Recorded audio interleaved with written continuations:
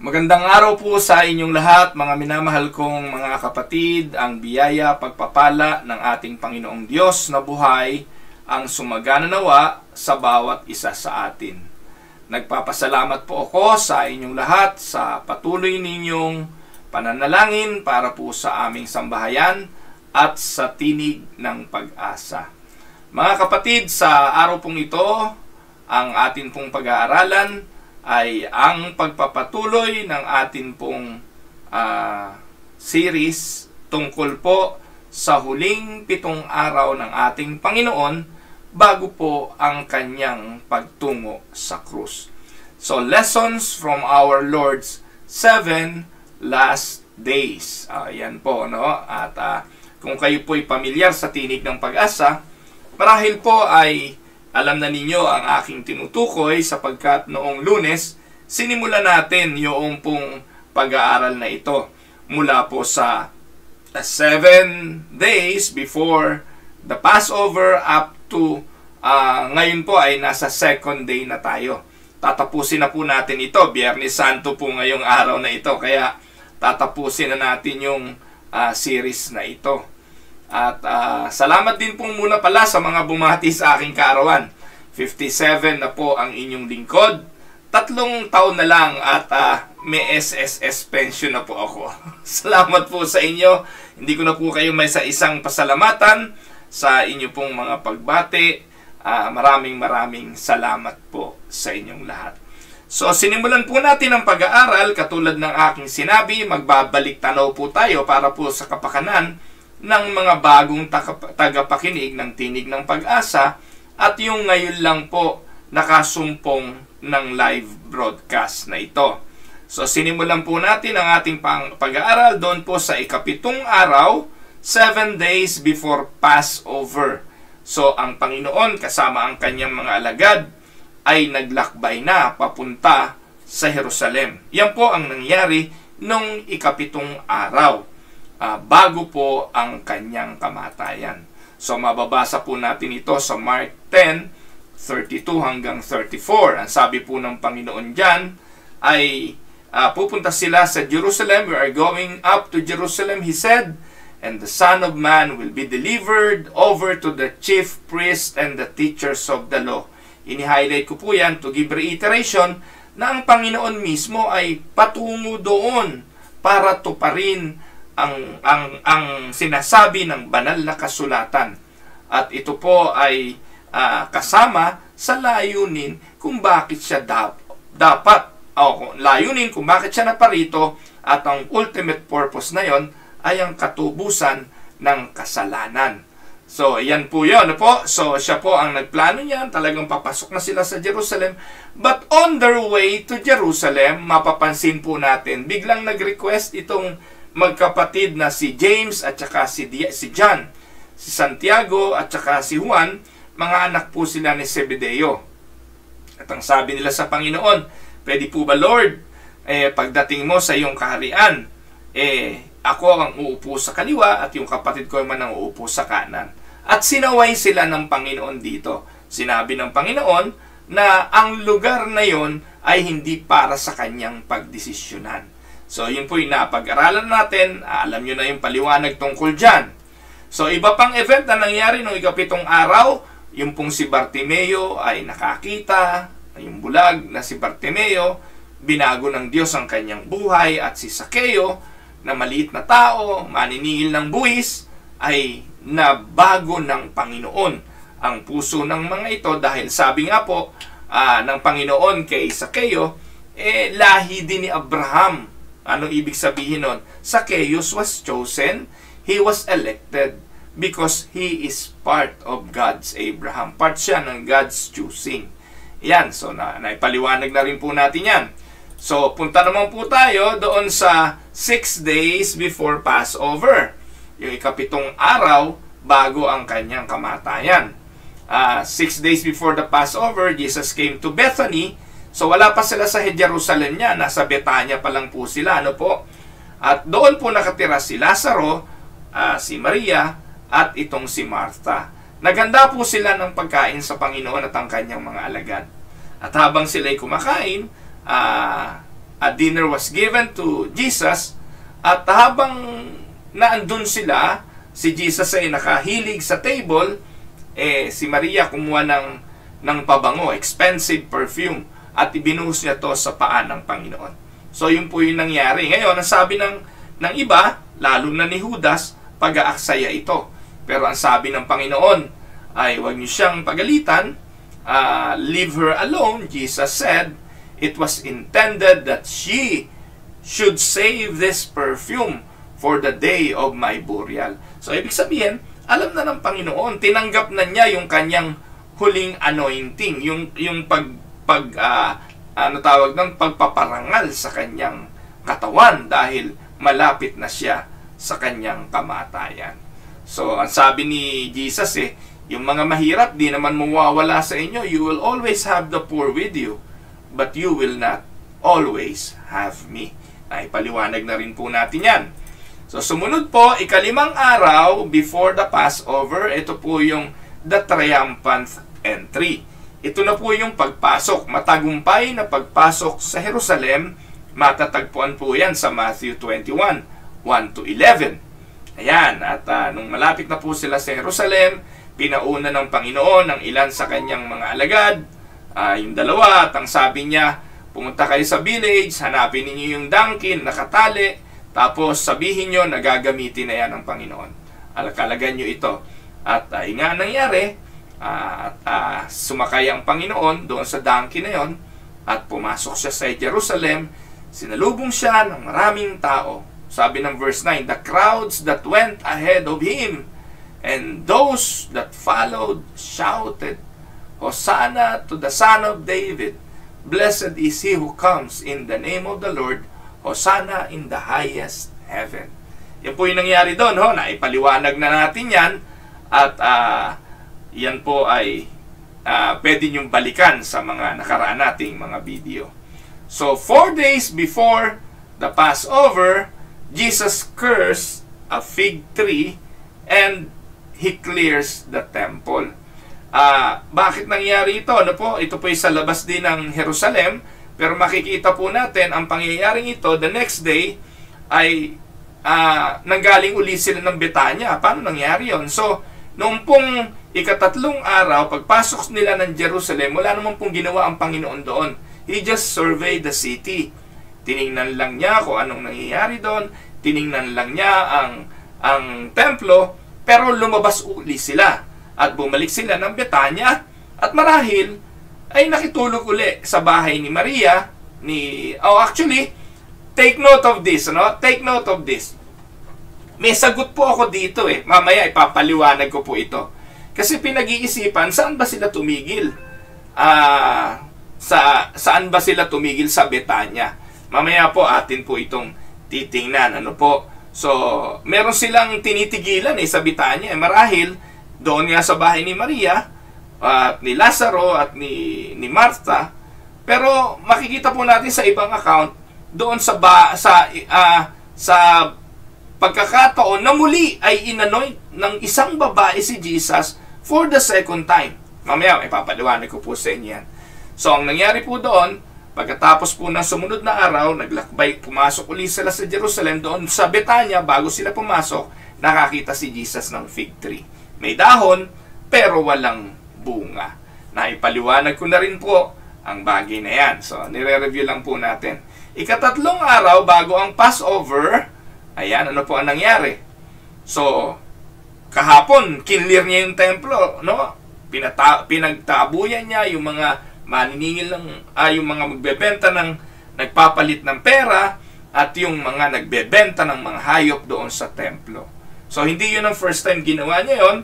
Actually, pinaliwanag ko na po, that was the second time. Yung first time ay sa John chapter 2, after noong ginawa niya yung tubig na naging alak. So, ganun din, tinaboy niya yung mga magpapalit ng pera at yung mga nagbebenta ng mga hayop sa temple court.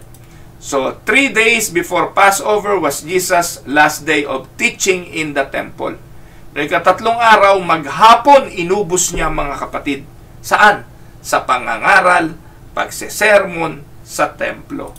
At ano yung mga account na to? Makikita natin to sa Matthew 22 to 25 at sa Luke o sa Mark 11 to 13. Yan po ang laman yan.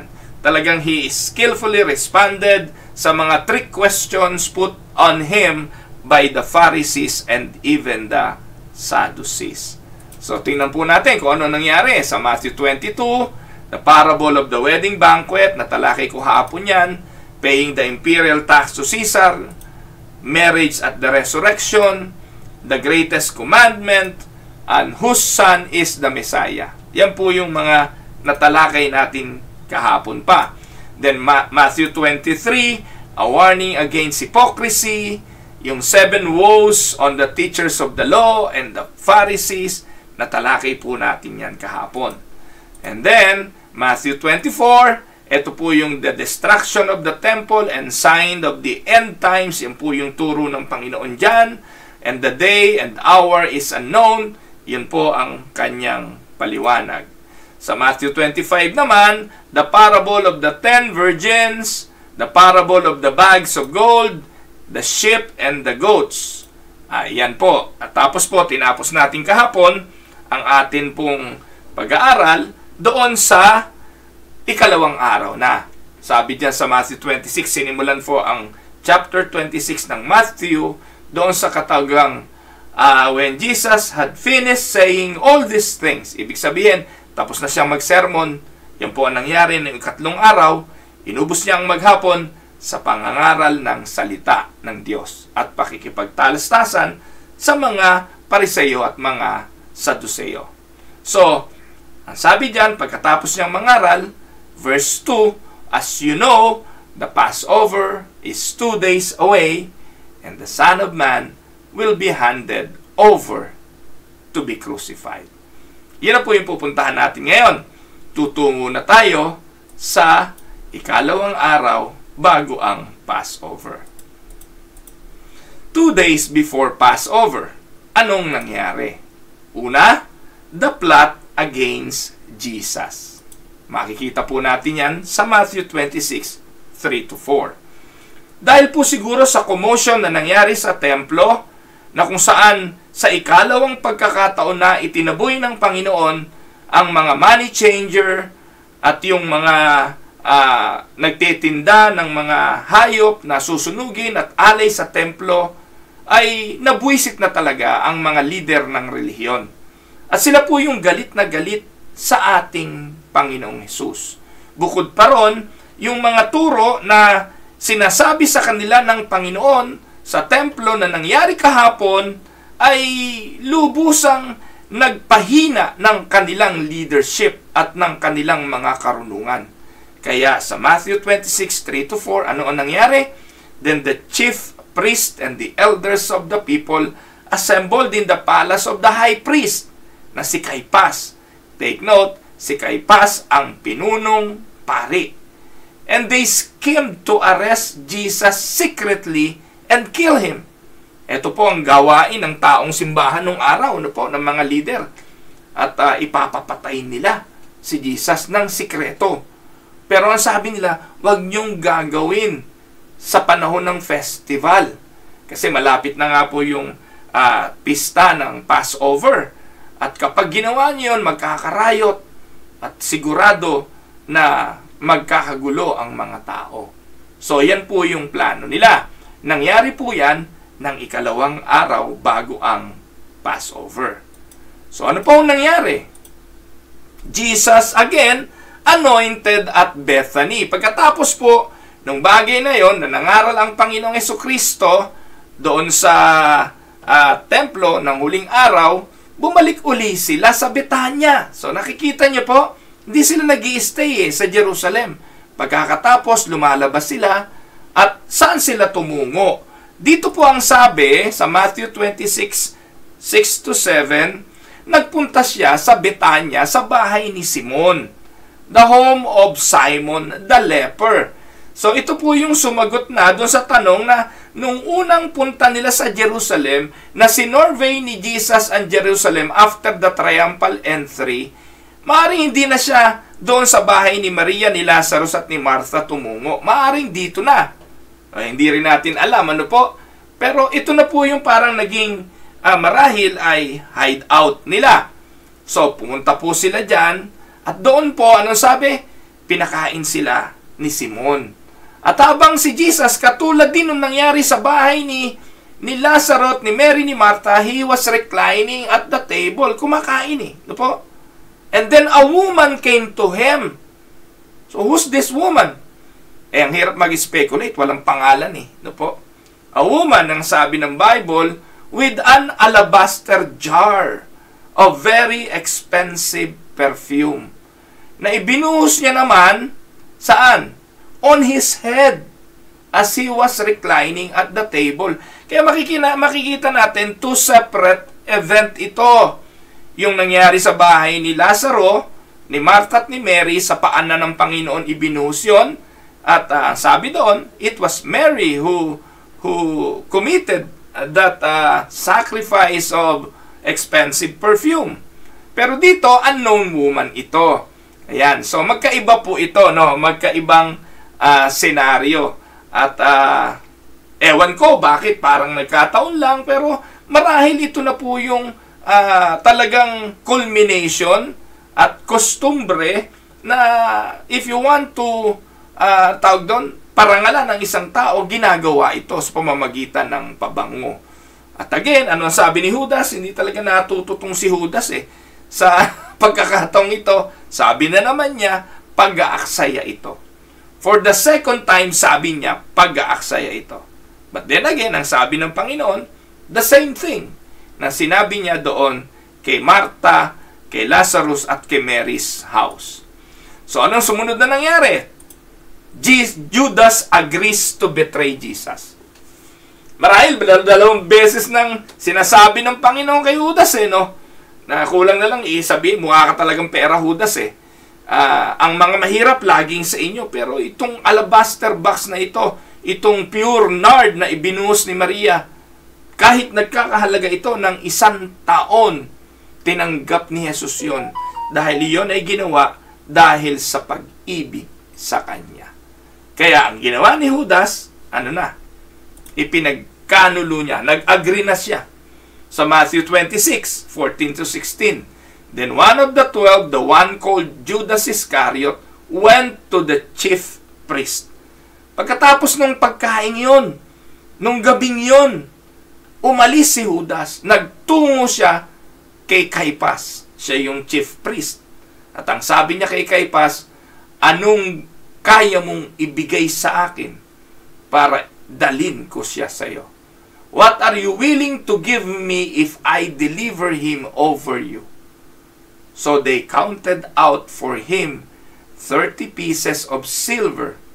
From then on, Judas watched for an opportunity to hand him over. So, nung maghapong yon, wala nang iniisip si Judas, paano ko to gagawin?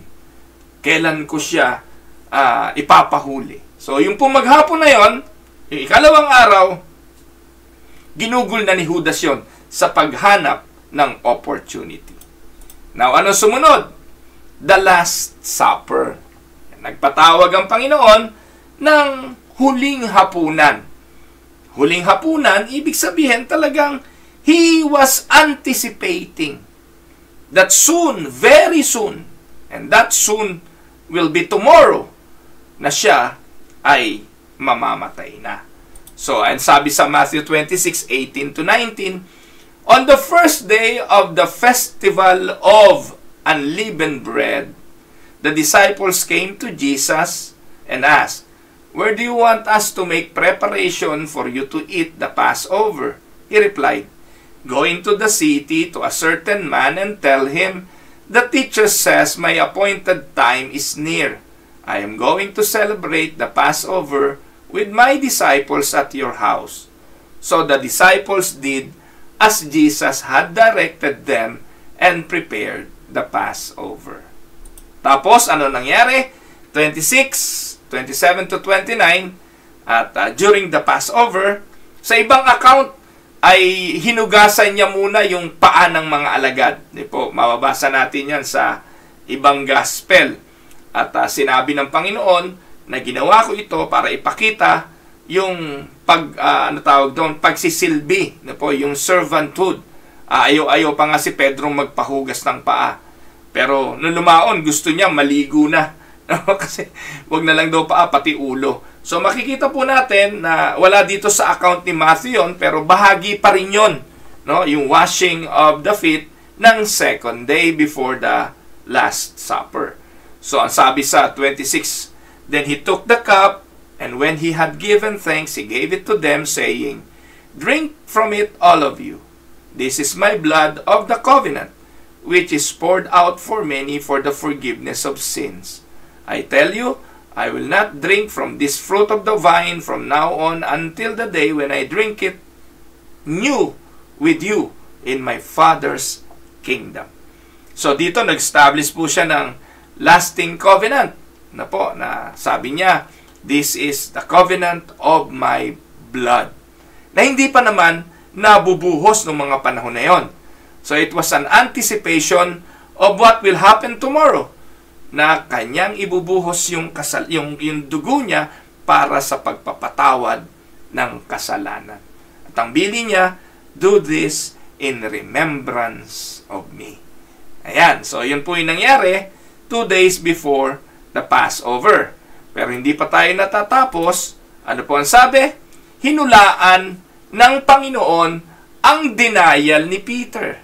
Yan po ang sumunod sa Matthew 26:33 to 35. Sabi, lahat kayo ay mangangalat ang tupa dahil ang pastol ay papatayin. Ngayon, ang sagot ni Pedro, even if all fall away on account of you, I never will. Sabi na nga ng Panginoon, lahat kayo ay mangangalat. Pero mayabang talaga tong si Pedro. Sabi niya, Panginoon, sila, no, maaari kanilang iwanan, pero ako, hindi kita iiwanan. Subalit ang Panginoon ay sumagot sa kanya, I tell you, this very night, ngayong gabi, second day before my death, this very night, bago tumilaok ang manok, you will disown me 3 times. But then again, Peter declared, even if I have to die with you, I will never disown you. And all the other disciples said the same. Kanya-kanya silang sabi. Hindi ko po alam kung si Judas nakasibat na nung mga oras na ito o kabilang pa dyan, pero during the Last Supper pa yan, kaya nandyan pa si Judas nung mga panahon na yan. In fact, doon sa Last Supper nga, sabi, kung sino yung kasabay kong dumampot ng tinapay, nakidampot pa tong si Judas. Talagang, Jesus predicted na yun ang magkakanulo, pero natupad ang kasulatan. So, 2 days before, pumunta po sila sa Gethsemane. Pagkatapos na maghapunan, niyakag ng Panginoon ang kanyang mga alagad sa Garden of Gethsemane. Matthew 26:36 to 38. Then Jesus went with his disciples to a place called Gethsemane and said to them, sit here while I go over there and pray. So ang sabi niya, samahan mo po kayo rito. No? Sinama niya lang yung dalawa, si Pedro at yung dalawang anak ni Zebedeo na si James at si John. And he began to be sorrowful and troubled. Then he said to them, my soul is overwhelmed with sorrow to the point of death. Stay here and keep watch with me. Bakit niya sinabi yun? Kasi anytime huhulihin na siya. Noong mga oras na yon, darakpin na ang Panginoon. Kaya ang sabi niya, keep watch and stay here with me. So nanalangin ng Panginoon doon sa hardin ng Gethsemane at ang sabi niya sa Ama, Father, if thou art willing, take this cup away from me. But not my will, but your will be done. Doon po sa hardin ng Gethsemane, naranasan ng Panginoon ang matinding, yung pong term na ginamit my soul is overwhelmed. His soul was overwhelmed with sorrow to to the point of death. Kasi imagine mo, unti-unti na eh.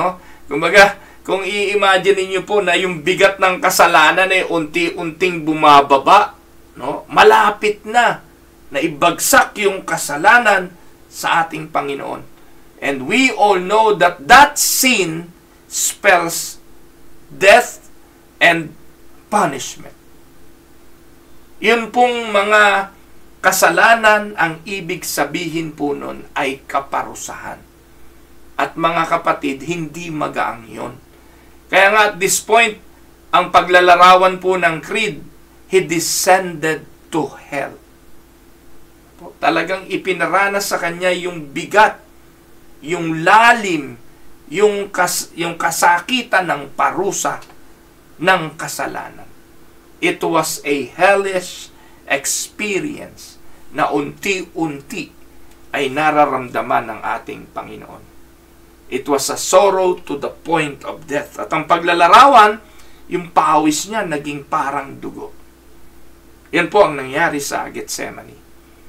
At minsan, ang napagtutuunan ng pansin sa sermon niya sa Gethsemane, yung pagiging tulog ng mga alagad eh. Kasi dinatnan yung mga alagad tulog eh.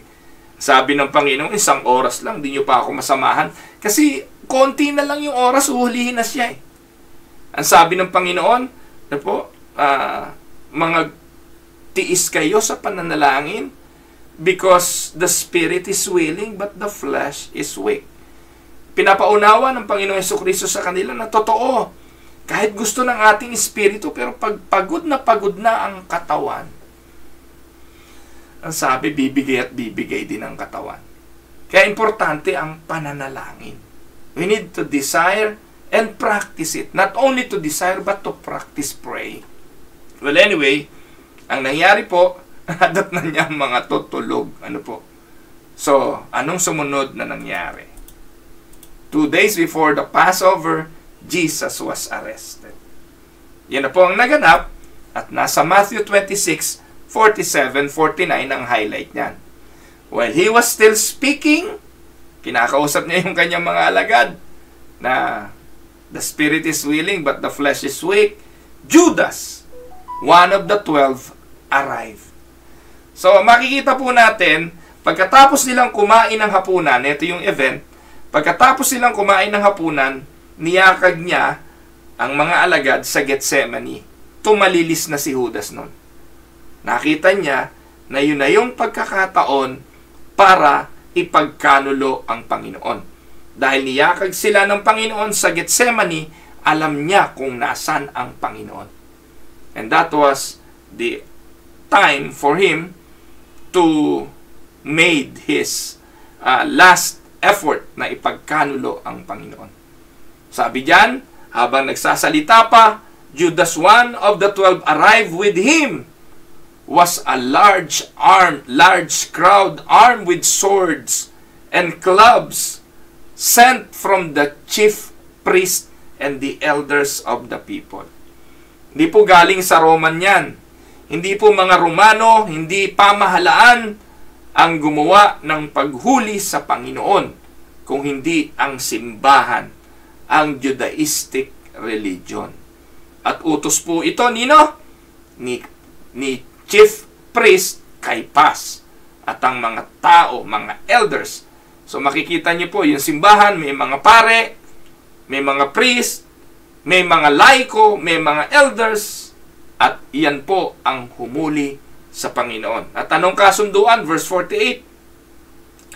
Si Judas nagbigay ng signal at ang sabi, kung sino ang halikan ko, hulihin niyo. Going at once to Jesus, Judas said, "Greetings, Rabbi," and kissed him. Ayan, hinuli na po ang Panginoon. Ano sumunod? Ano po? Na nangyari sa ikalawang araw, Jesus before the Sanhedrin. Dinala po si Jesus sa Sanhedrin. Yan po ang mababasa sa verses 57 to 60. Those who had arrested Jesus took him to Caiaphas, the high priest, where the teachers of the law and the elders had assembled. But Peter followed him at a distance, right up to the courtyard of the high priest. He entered and sat down with the guards to see the outcome. And the chief priest and the whole Sanhedrin were looking for false evidence against Jesus so that they could put him to death. But they did not find any, though many false witnesses came forward.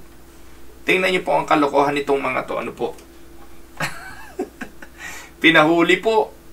At hindi po ito, take note, government. Ano po? Ang humuli sa kanya, hindi ang pamahalaan ng Roma, kundi ang pamahalaan ng simbahan.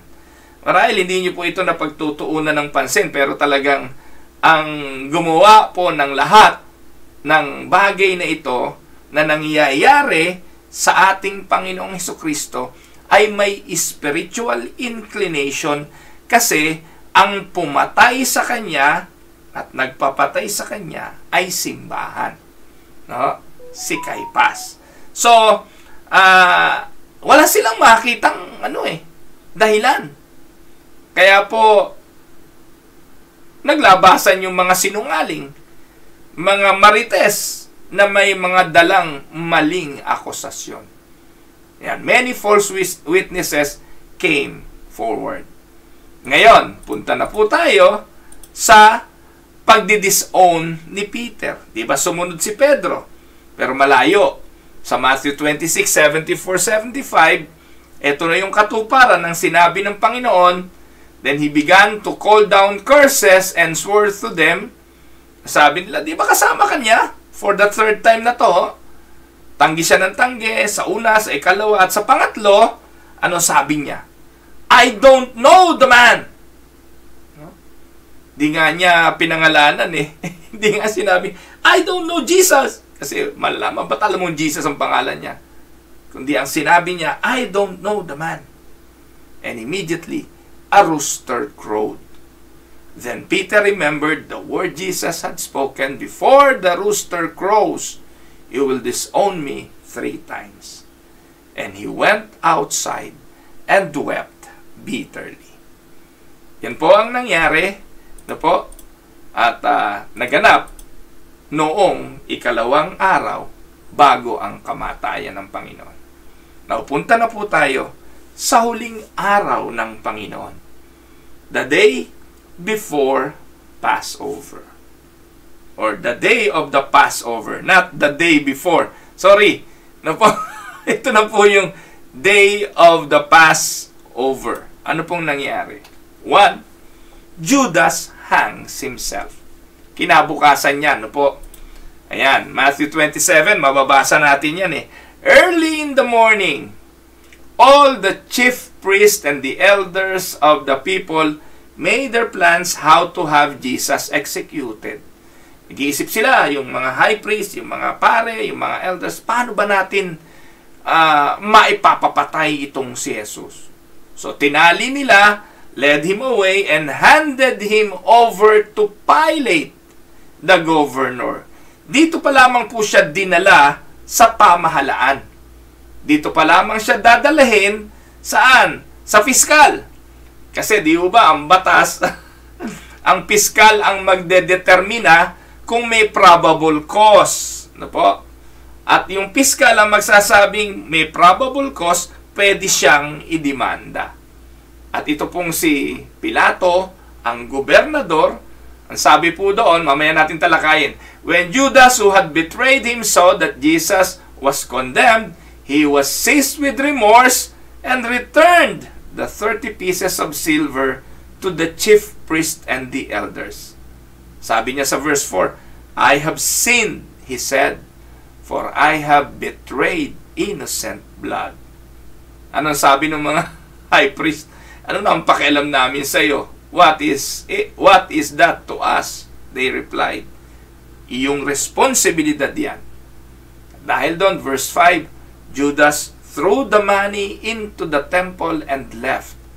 Then he went away and hanged himself. Yan po ay naganap, araw ng Paskwa. Ano sumunod? Jesus before Pilate. Ayan. So, dinala na po siya ng high priest, ng mga elders, ng mga pare, kay Pilato. At doon po mga kapatid, mababasa natin, pinamili ni Pilato kasi wala naman siya makita eh. Hindi kumikibo ang Panginoon, tinatanong siya, ikaw ba talaga ang hari ng mga Hudyo? Wala siyang sinabi. He never spoke a word. Kaya while Pilate was sitting on judge's seat, his wife sent him his message. Alam niyo, may impluwensya pala talaga yung mga babae, no? May impluwensya yung mga asawa. Kaya, kung ikay nasa pamahalaan o namumuno ka, minsan talagang importante rin yung sinasabi ng asawa. Alam niyo po, meron po akong kliyenteng doktor dati dyan sa Pasig.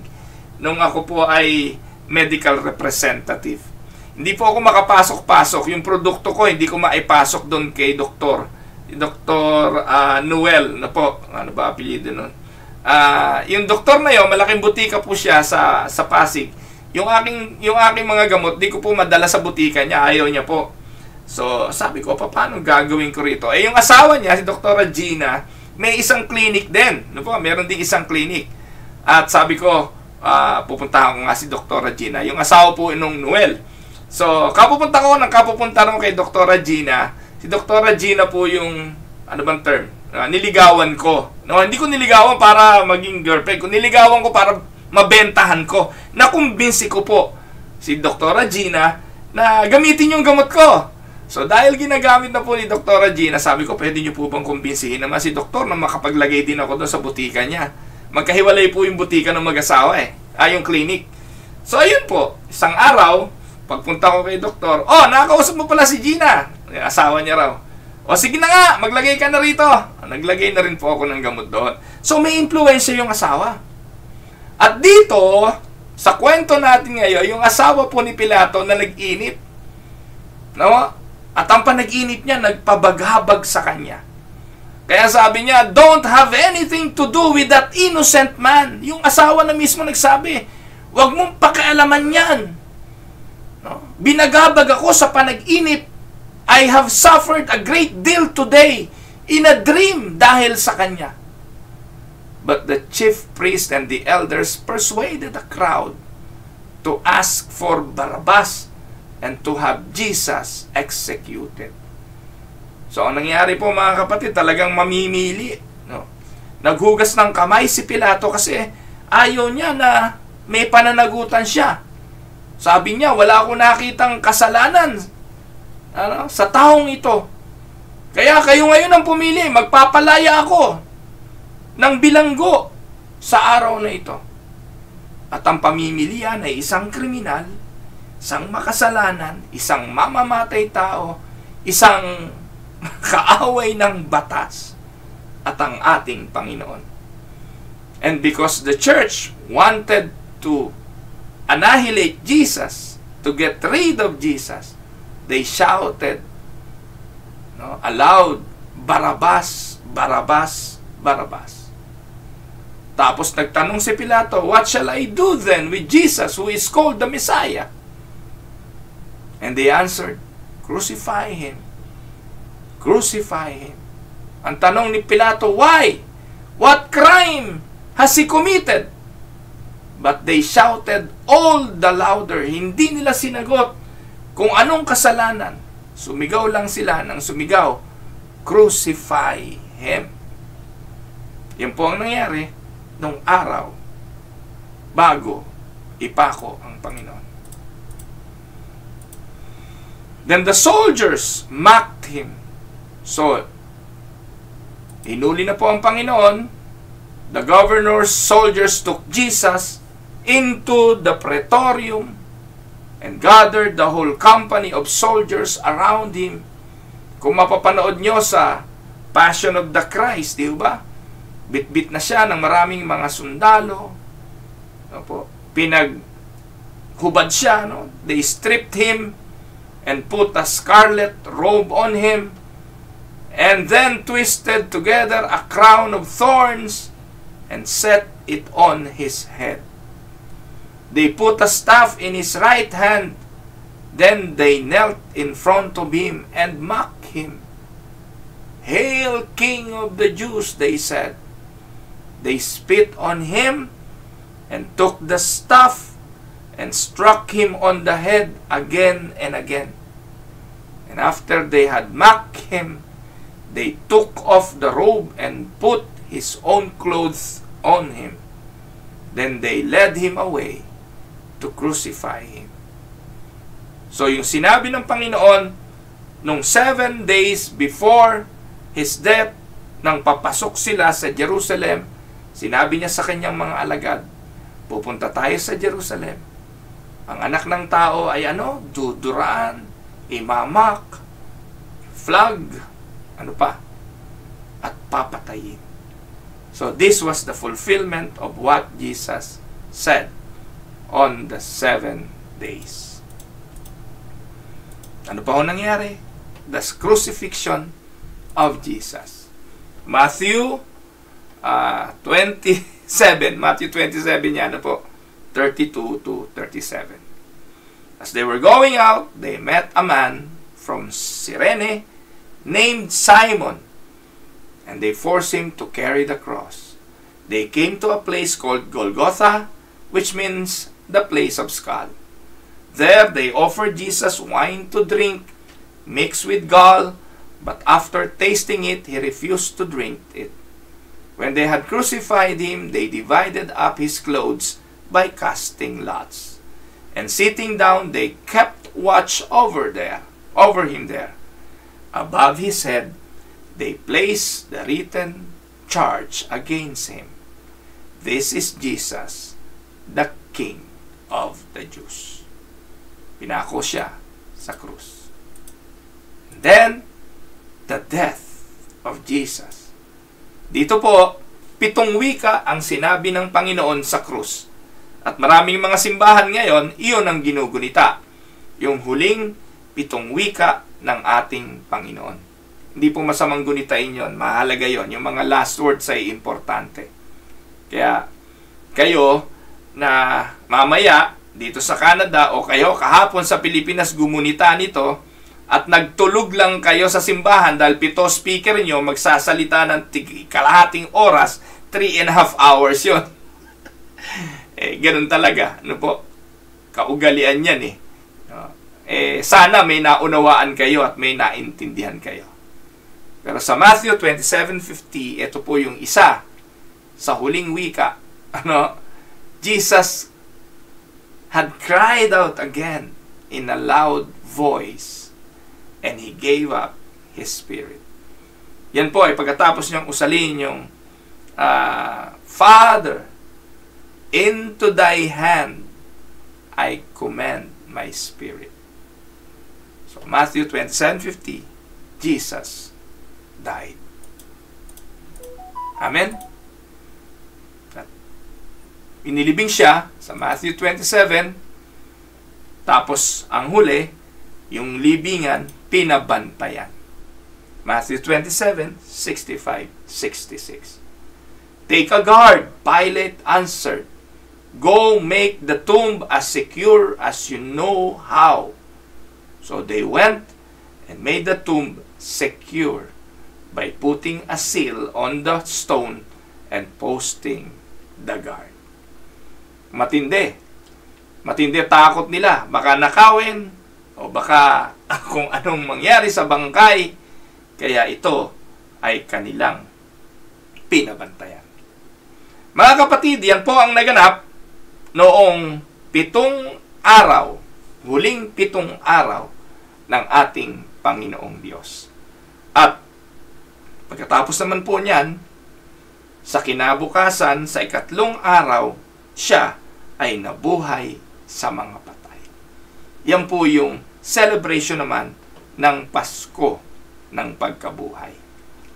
Take note, ang Diyos na namatay ay nabuhay. Patunay na kanyang ibinigay ang buhay na ito at kanya rin itong binawi. Ako ang pagkabuhay na maguliyatang kabuhayan ng sinumang sa akin nananampalataya, ang sabi ng Panginoon, bagamat mamatay, ay muling mabubuhay. Mga kapatid, ito po ang inyong lingkod, si Pastor Ruel Camia po, mula po dito sa Winnipeg, Manitoba, Canada. Maligayang araw po sa inyong lahat. Happy Good Friday. At wala po tayong tinig ng pag-asa tomorrow. Wala rin po sa Easter Sunday. Kasi po ay maaga po ang aming pananambahan dito sa Winnipeg. Magkita-kita na po tayo sa Lunes. Dito po sa